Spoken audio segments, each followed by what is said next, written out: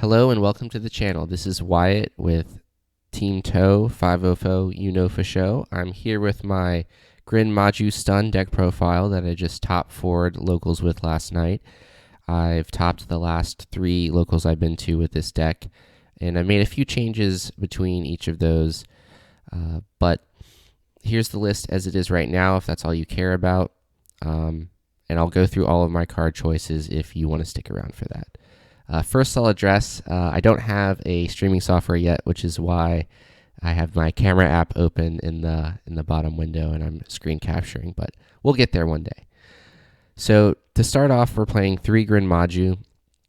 This card is standard at this ratio in Gren Maju decks, just because it becomes the win condition later in the game when you have a lot of banished cards to just swing for game. Usually we don't win with this card, honestly. We usually win with Inspector Border because this is a stun list, or we're just swinging with other cards. But next, 3 Inspector Border. This is the win condition when we go first, along with there can be only one to just floodgate our opponent and win the game. Next, we have 2 Gizmek Orochi. Most Gren Maju players are playing 3 of this card. I opt for 2 because we only ever want to see one of them when we are grinding. If we ever see another one, it's just a dead card, and we can't really beat these meta decks by playing dead cards.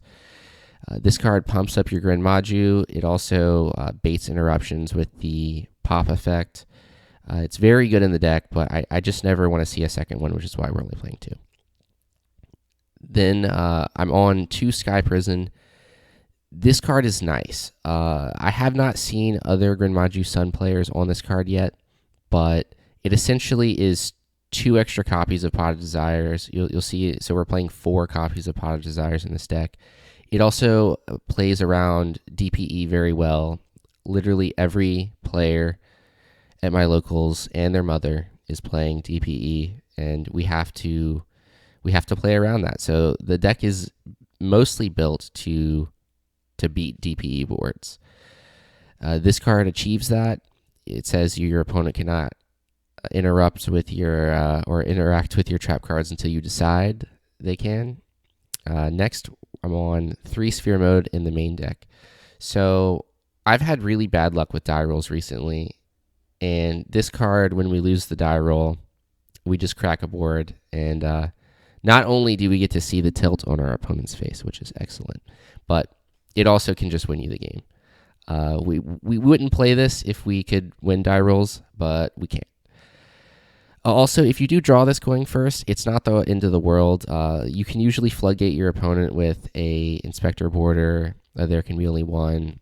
And if they ever do go back to crack your board and build a board themselves, slap this on and you can take control of the game. I'm on 2 Pot of Desires. Most Gren Maju players, again, I think are going to disagree with this choice, but I think 2 is the right number. We only ever want to see one of these per game. We see it pretty consistently with Sky Prison, and seeing another one just puts us on a clock where we have to end the game sooner rather than later, especially if we drew a Gizmek Orochi as well. We just get rid of our whole deck, and in those games where you draw both of these and you don't get into the Gren Maju, you can just lose that because you don't have the damage you need to swing. But if we actually just wait until we draw a Gren Maju, if the deck's running low, let's say we already activated one of these, we banished 2 of them, there's only 1 left. We don't want to banish the last win condition of the deck in the mid game. So you just don't see another one, great, and then you draw the Gren Maju and then you win. Next, I'm on 3 Pot of Extravagance. This is the best pot when you get to go first. We don't want to play Prosperity because we don't want our opponent to see what interruptions we're adding. We also want that solid +1, which this is.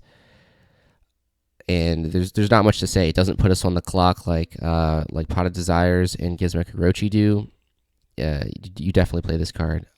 2 Pot of Duality is also really nice. This is just for consistency. Usually I add an Inspector Border if I don't already have one, or there can be only one.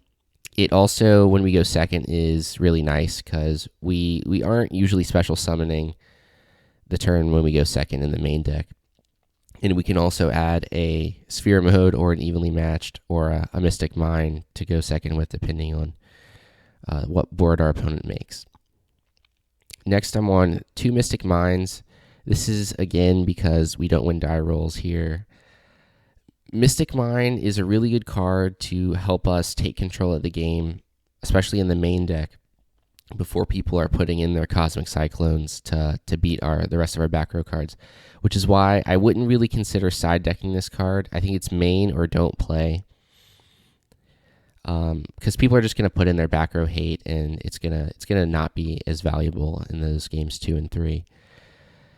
But if you draw the sphere mode, the comboed with the Mystic Mine, or the evenly matched combo with the Mystic Mine, you can crack a lot of boards that way and then take control. I'm playing the Harpy's Feather Duster. I wasn't sure I wanted to play this, but through the 3 tournaments where I've topped with this deck in a row, this card has never been bad. Against the build-a-board monster decks, what we're doing is we're just letting them set their imperms, their droplets, both of which mess up our normal summons, and then we're just trading 1 for 1. If we get more than a 1 for 1 trade, this card's insane, which that does happen, but we're okay with the 1 for 1 trade for Harpies. Next, we are playing a stun go first deck, so the Solemn package is standard. Then Torrential Tribute could be any high impact trap card. I opt for Torrential Tribute. I think it's the best because we don't really want to play the Dogmaticas with Pot of Extravagance. We could play Ice Dragon's Prison. I just think that this one is less situational than those. Dogmatica Punishment is really good, and you could play multiple targets for it, and that would be fine. I just opt for Torrential Tribute. There can be only one. Floodgate, go first. Pretty standard. When we win die rolls, this card's insane. I've also cracked a board with it going second, which can happen. It's also just another high impact trap card to get us pluses, really, when we make our opponents send a bunch of their monsters to the graveyard. Evenly matched, this is, again, because we cannot win die rolls, but the theory in this deck is if we go first, we stun and we win, because it's pretty consistent. This card, for some reason, sticks to my hand like peanut butter, like glue. So I never have a problem stunning the opponent when I go first. But when I lose the die roll, if I don't have an answer to a build-a-board type deck, I just lose. Or even a set 4 pass could not be great versus this. So we're main decking outs to that. And then I'm playing 2 Compulse. This card, this slot is really just dedicated to something that can beat DPE, since everyone's playing it. Let me know in the comments if you think there's a better option here. Possibly Called by the Grave, but then they have to have resolved their DPE for that to be good anyway. So this does essentially the same thing as that. Called by the Grave could also maybe protect a pot, so maybe one Called by, one something else. But this slot's really just for DPE, and then if my opponents aren't summoning DPE, it's just any other random interruption. You could also use it to bounce an Inspector Border, a Gren Maju, or a Sphere Mode, depending on what the situation calls. So that's why I just played this, just because it's pretty versatile. Onto the side deck. We're playing 3 alphas and 3 nibs. These cards against the build-a-boards, they trade plus, which we need since we don't have a deck that generates advantage. These cards come in against most of those decks. Sometimes alpha doesn't come in. This could be Droll or Shifter. Shifter wouldn't be bad if you want to just not get comboed on as well. I might actually consider playing Shifter in the future, but especially against rogue decks where we're really here for stunning meta. I haven't had trouble with rogue decks, but this card just shits on rogue decks, so it could stay in for that. But next, we're playing 2 Super Polys. We don't care about our extra deck whatsoever, so the Scythe Lock that everyone's doing game 1, we just laugh at. if our opponents are leaving the Anaconda on board or another dark monster, typically, we'll put in the super polys. Other than that, I just wanted another card that could break boards in the side, especially one that can't be responded to is pretty nice. If you discard the Gizmo Orochi, it's just free real estate. So that's why we're playing that.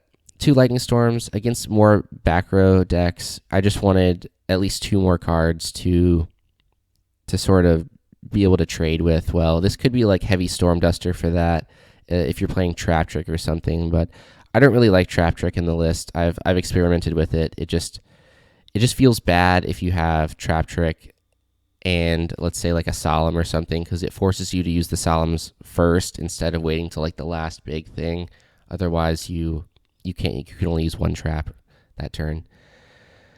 Next, I'm on these 5 cards for going first. These 3 just say you win the game if your opponent can't play around it, which is nice. We're also playing Waking the Dragon. This card comes in even when I go second against most matchups because everyone is siding in their Cosmic Cyclones when you play the game 1. They see you're playing trap cards. They're like, purple card bad, Cosmic Cyclone good, and then they run into Waking the Dragon. Also, against DPE decks, you can break their board. Maybe they keep the DPE from an evenly matched, and then you set Waking the Dragon, and then you activate Sky Prison, and then they think, oh, I'm gonna blow it up before it gets protected. Nope. They blow it up. You summon, let's say, your Last Warrior or your Raid Raptor, and you just win. And onto the extra deck, we're playing mostly Super Poly targets. We do not care about the extra deck at all. It's just fodder for extravagance.